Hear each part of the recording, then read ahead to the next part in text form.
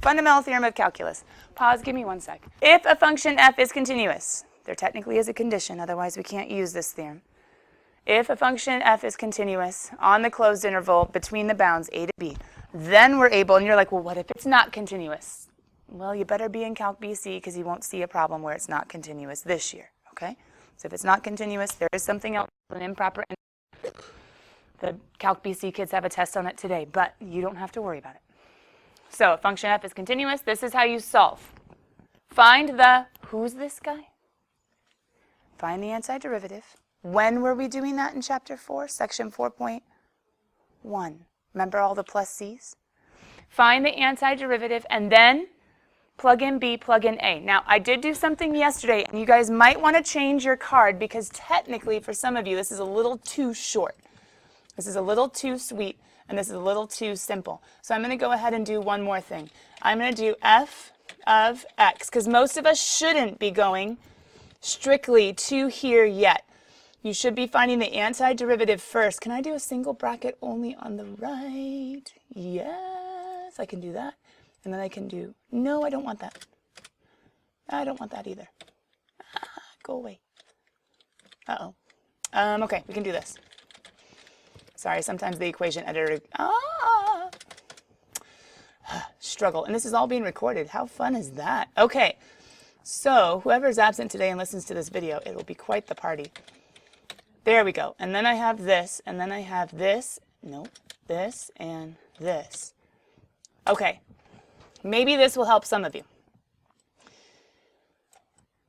Because even though the fundamental theorem of calculus says the definite integral from a to b of a function dx is antiderivative of b minus antiderivative of a, what technically should you do first before plugging in? Just find the antiderivative. But what don't you see right here? Well, you don't see a dx or an integral because when you integrate in section 4.1, when we found the antiderivative, did we write the integral and the dx again? No, it's gone. Antideriving is taking the integral. So the integral's gone, the dx is gone, but there's also, because he would have a plus c, he would have a plus c, they both would cancel out. So find the antiderivative first. I say put a bracket to remind yourselves of the lower bound, upper bound, and then plug in b, big ol' subtract, plug in a. And that's what you guys saw me do yesterday with that example you were supposed to get in your notes if you did not have it already. Now, before I ever found the antiderivative, what did I technically do? Rewrite to make it easier on my brain. Then I did the power rule to get my antiderivative. See my capital F of x, my antiderivative, the integral's gone, the dx is gone, but I still need the bounds. Then I plugged in the 4. Wait, no. I made it easier on my brain. I rewrote. Then I plugged in the 4, minus, I plugged in the 1. And then I finished. That's what you were supposed to do in this example. So let's see what went wrong for some of you. What is your antiderivative? Good.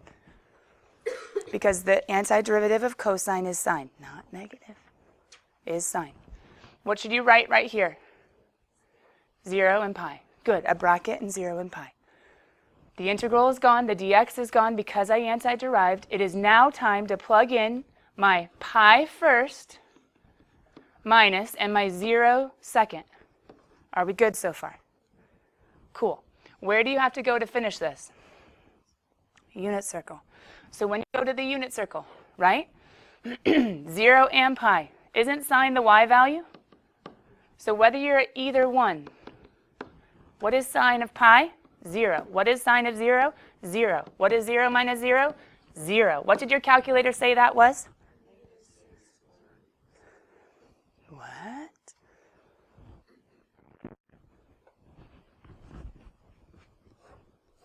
Who's cosine?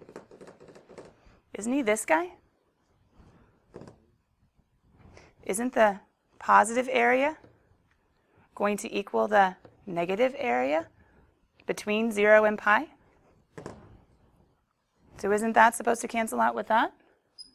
Okay, let me see someone's calculator, anyone's calculator who got 6.28. Do you have the 6.28 right now?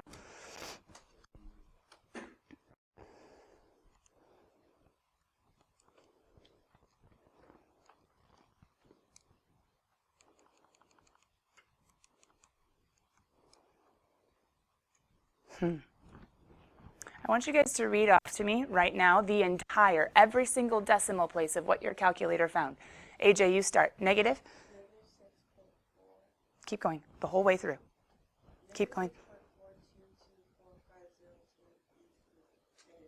E to the negative 14th. Isn't that times 10 to the negative 14th?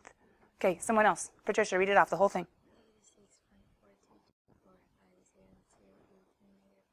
E, isn't that times 10 to the negative 14th? Michael. It's okay. Rachel, read it off, the whole thing. Okay. Did everybody get that?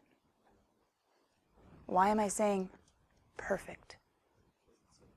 What's e to the negative 14th? We've talked about this. Your calculator, is it using antiderivatives in the fundamental theorem of calculus? No, it doesn't know integration rules. It's using approximation techniques like the rectangles, but different. Sorry, technically it's a CalcBC thing. But it's using approximation techniques that are so good that almost always all the decimals line up that you can see on the calculator screen. Because you guys realize there are more decimals beyond the ones on your calculator screen, right? But didn't I tell you, because the calculator is using approximation techniques, sometimes you're going to be smarter than your calculator? If you see E, negative 14, what does that mean comes before the negative 6.42, et cetera, et cetera, et cetera? 14 zeros after a decimal point. 0.000000000. What's the calculator trying to do? Give you an exact answer. What did it give you? An approximate answer. But what does your brain need to do? Make the jump to say, oh, good try, calculator. It's 0. Does that make sense? Be condescending to your calculator because technically it's a little bit off.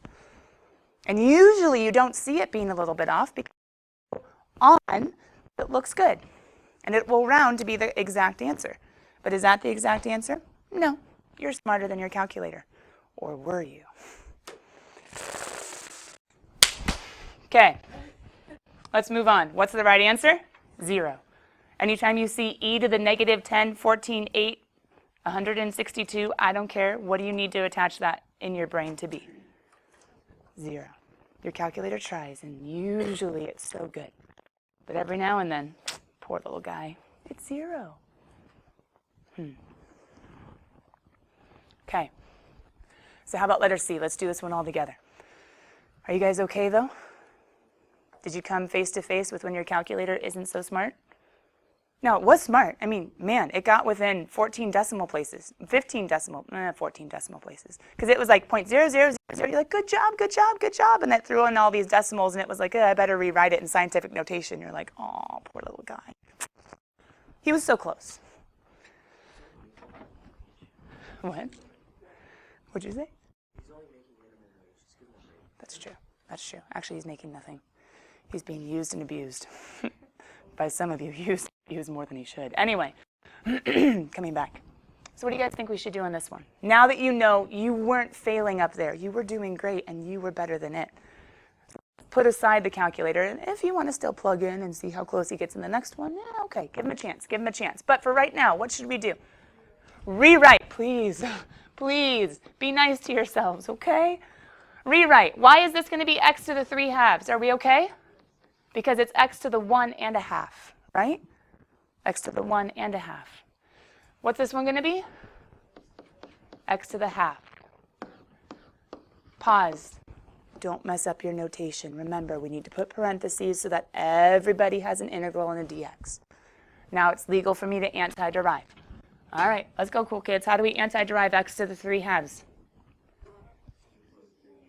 Plus 1, good. So plus 2 over 2 is going to be 5 over 2 times 2 over 5. I know, we have to dust out the cobwebs and say, oh, that's right. I know how to take antiderivatives. Plus x to the plus 2 over 2 is 3/2 times 2 over 3. Oh, parenthesis, because the whole thing needs B and A. Sorry, A and B. It's up to you. But technically, what do you think I'm going to tell you to do next? No. But that wouldn't be wrong. I'm trying to be nice to you, though. I would say rewrite. I'm trying to be nice to you. I would say rewrite. Now, if this was a long answer or a free response, yes, you could box it and be done. but I can almost guarantee you this would be a make it match. And in homework, you have to make it match and make sure you're right. Equals. And your calculator isn't necessarily the best judge of character on that. It usually does a good job. Just the e to the negative thing is confusing. But I'm going to rewrite this to be, let's see if it makes sense, x squared times the square root of x. Why did I do x squared times the square root of x? What's that as an improper fraction? 2.5. Got it. 2.5. What's this guy as an improper fraction? 1.5. Are we good?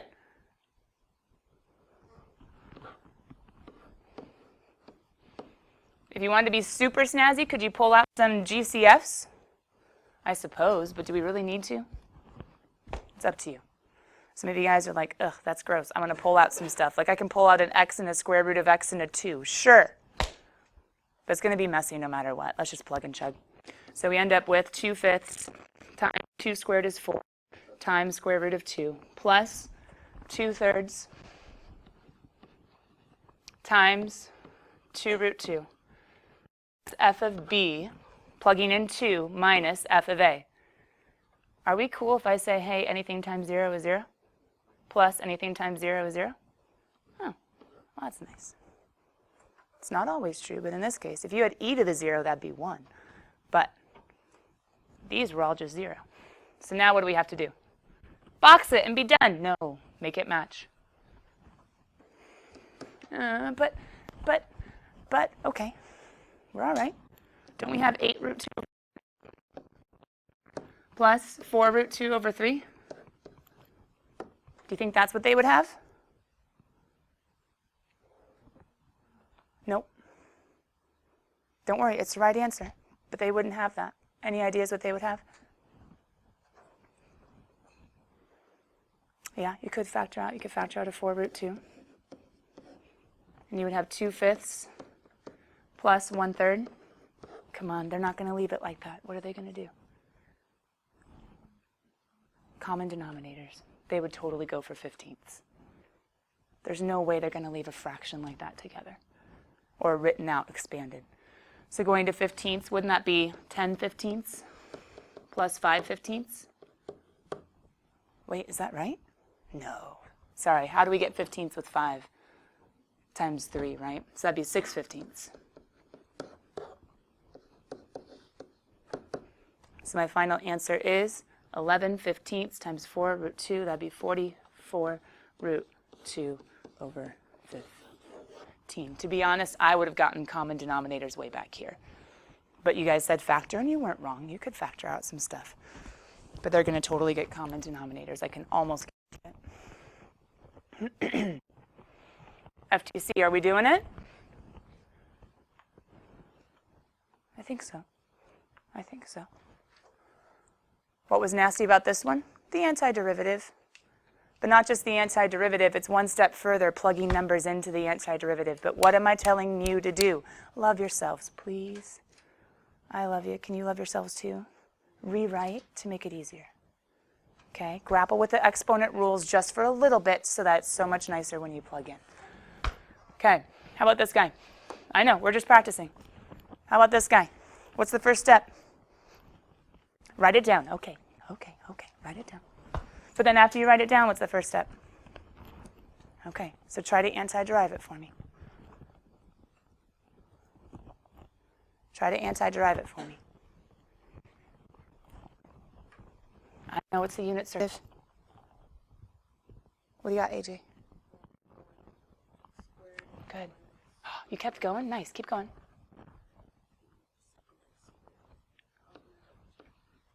Okay. Yes or no?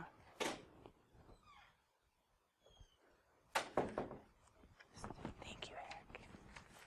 Secant squared of x?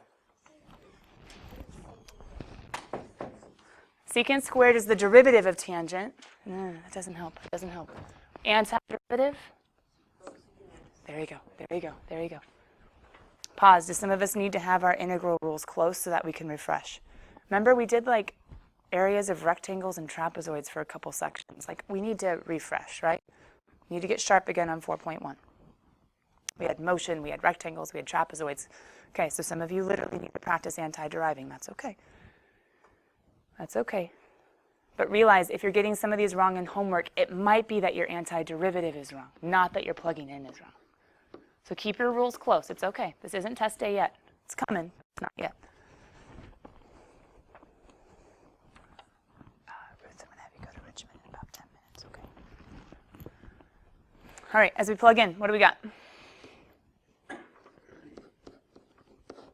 Pi over 3 squared minus secant of pi over 3. Am I done? No, because that's just f of b. I'm just showing it to make sure you guys are tracking with the formula. Is that okay? We've just plugged in pi over 3. And some of you are like, oh, no, but 0 is always 0, right? Well, 0 squared is 0, but what's the other one say? Is secant of 0 0? I don't know. We've got to think about that for a second. Okay. Just making sure you guys know what we're doing.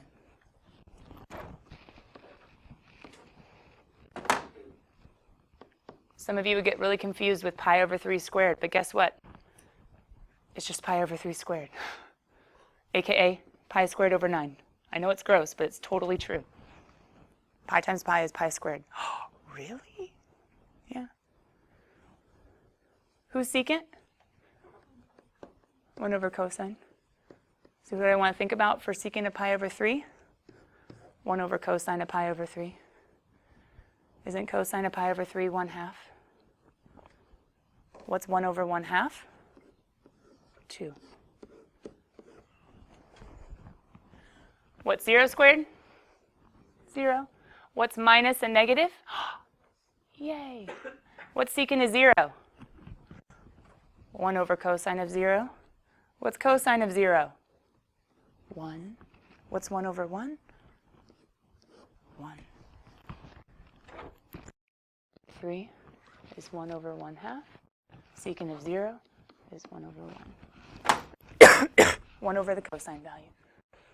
So my final answer is pi squared over 9 minus 1.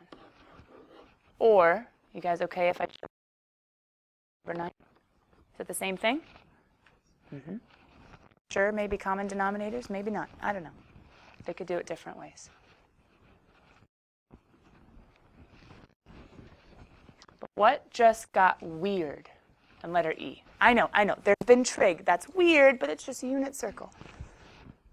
There's been antiderivatives with fractions. I know that's weird, but it's just using our power rule carefully and rewriting exponents as roots and radicals so that's what to do when you plug in.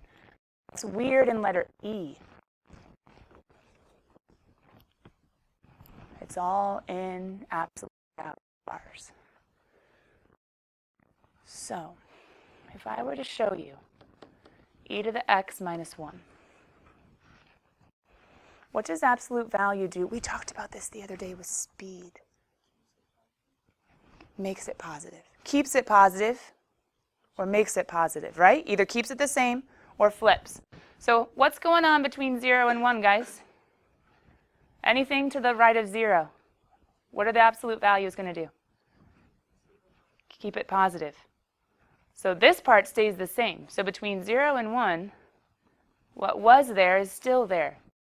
What's going on between negative 1 and 0?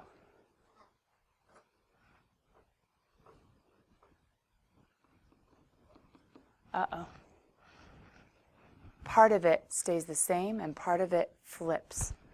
Here's the crazy thing. The only way to solve this guy without a calculator is to split him up at his x-intercept.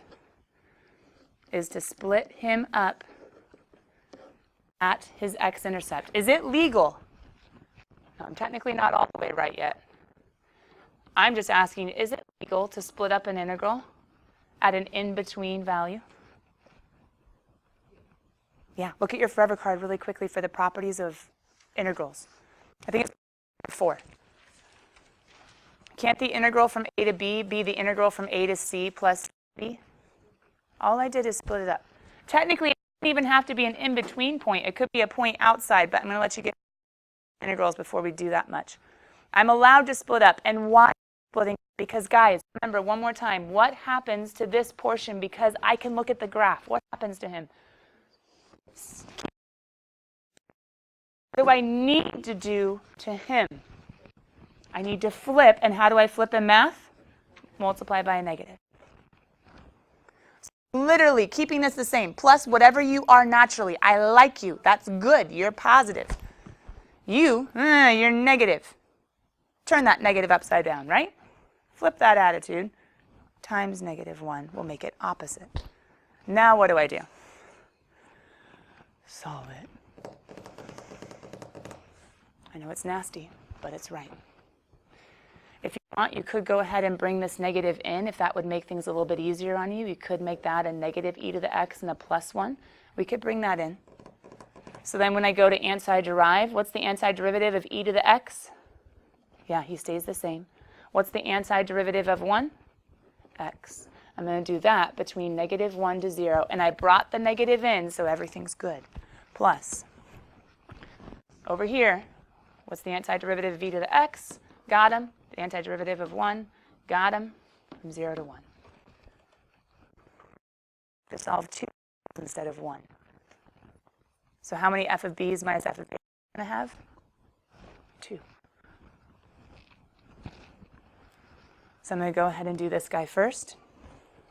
And when I go to do this guy, I'm going to have negative e to the 0 plus 0 f of b minus negative e to the -1 plus -1. There's 1 f of b minus f of a big old plus. I need my other f of b minus f of a, e to the 1 minus 1, minus f of b minus e to the 0 minus 0. And there's my other one.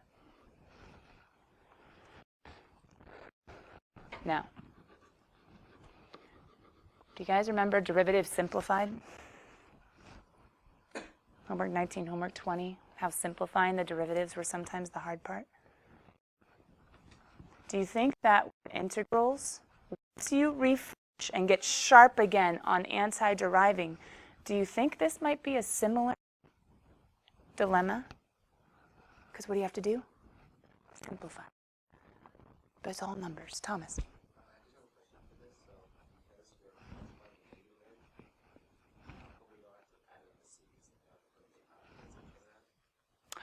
Because when you bring in a negative to both, first C will be a negative, the second will be a positive. Unlike a positive negative C that cancels, a negative positive also cancel. Does that make sense? Yeah. So yeah, you're right in a sense that the minus in between did become a plus, but then the first one became a negative, so it still cancels. But good catch and good thinking. Some of you guys are already simplifying. I'll go ahead and simplify 2. I'm still going to keep them separate, and I want to show you why in a second. E to the 0 ends up being 1. -1 plus 0 is -1. Minus, wait a minute. Can't I just, well, it's up to you guys. Do you see how the minus is going to end up making both of those plus? Okay, so we could go ahead and distribute our little negatives, which is going to make everything a positive. So I'm just going to have plus. Why am I writing it 1 over e? Making it easier in my brain. E to the -1. Yeah, -1, 1 over e. So that's my first step. That's my first integral. And then I have e to the 1 is just e, minus 1, minus, isn't e to the 0 1 again? I end up with 1 over e as the result of my first integrand, plus e minus 2. Here's what I want to draw your attention to. Yeah, maybe they could rewrite this in different ways. I don't know, blah, blah, blah. But did this guy end up being positive? Yeah. He would have been negative if I hadn't put the negative in. So he did end up being positive. He would have been negative otherwise, but I flipped him up, and all of my math got a positive number. It's a double check that you did it right. Is this guy positive? I don't know. Wait. What's E? 2.71828? Is 2.71828 minus 2 positive also? Yes, I did it correctly because either side, either portion Either area on either side of the x-intercept is going to be a positive number. So my final answer is going to be 1 over e plus e minus 2. I don't know. It's a positive. I guess you could rewrite it. For right now, it's good. We have sufficiently practiced fundamental theorem of calculus. Problem is, there is a forever card I want to go along with absolute value functions. There's a forever card I want to go along with absolute value functions. Because technically, even though I just showed it to you and maybe it makes sense,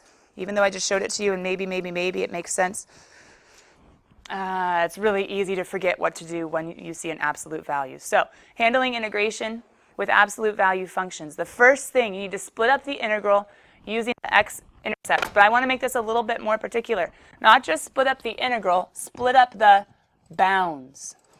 I do mean splitting up the integral, but I'm going to say split up the bounds using the x-intercepts. Now, just a few of you might be like, every x-intercept doesn't necessarily mean it goes from above to below. Sometimes you can bounce, and you're right. But I don't know that unless I graph the function, and some of these functions are harder graphs than I really want to think about. So I'm just going to say every single x-intercept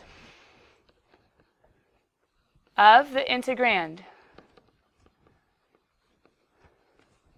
aka whenever you have the integral of absolute value of f of x dx, you're going to set y equal to, why don't you change this to f of x equal to 0. It is going to be y equal to 0, x-intercepts, but specifically of the integrand itself. So we're going to be setting f of x equal to 0 and solving with factoring. I don't know, whatever we need to do. Ruth, you better get going to Richmond, kiddo. Sorry. Then we're going to add up the sum of the absolute values of the resulting definite integrals. Wait a minute. No. That's not what we did. We didn't add up the sum of the values of the resulting definite integrals. What we did is we thought about the graph, and then we thought about which one flips and which one stays the same. Wait, flipping and staying the same, isn't that the same thing as just taking an absolute value? So here's the cool thing. What we're going to do instead of visualizing a graph every time, even though this worked, and instead of having to like put in this little negative sign and then having, well, it was a negative, and then distributing it in. Instead, once we split at the intercept, which in this case was 0, we're just going to say, you know what, solve him all the way down, and then just if he's negative, make him positive. This guy, this specific side, if he's negative, make him positive. If he's negative, make him positive. So then it would have actually been a negative answer if we hadn't put that negative there, and then we would have made him positive.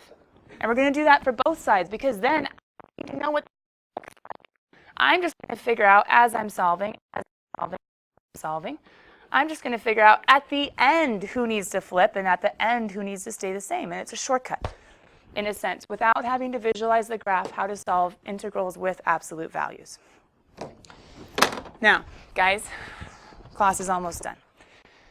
So here's what we need to do. Number 1, sadly, I thought I had a yellow box around him and I didn't.